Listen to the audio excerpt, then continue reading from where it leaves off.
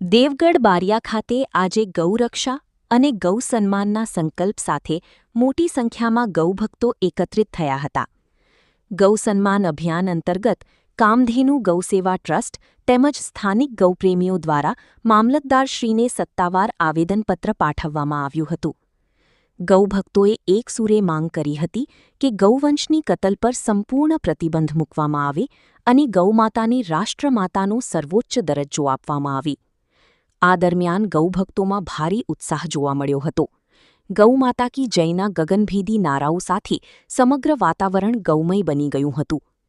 આવેદનપત્રમાં ગૌ સંરક્ષણ માટે કડક કાયદાકીય પગલાં ભરવા તેમજ ગૌશાળાઓને વધુ સહાય અને સુરક્ષા આપવા પણ માંગ કરવામાં આવી હોવાનું જાણવા મળ્યું છે.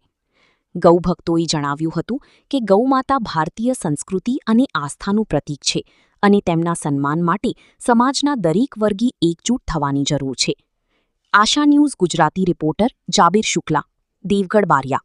કામધેનુ ગૌસેવા ટ્રસ્ટ અને દેવગઢ બારિયાના તમામ ગૌભક્તો આજે હાજર રહી અને આજે જે ગૌમાતાનું અભિયાન છે, ગૌ સન્માન અભિયાન, એ અંતર્ગત આપણે આજે દેવગઢ બારિયાના મામલતદારશ્રીને આવેદનપત્ર આપવા આવ્યા છીએ.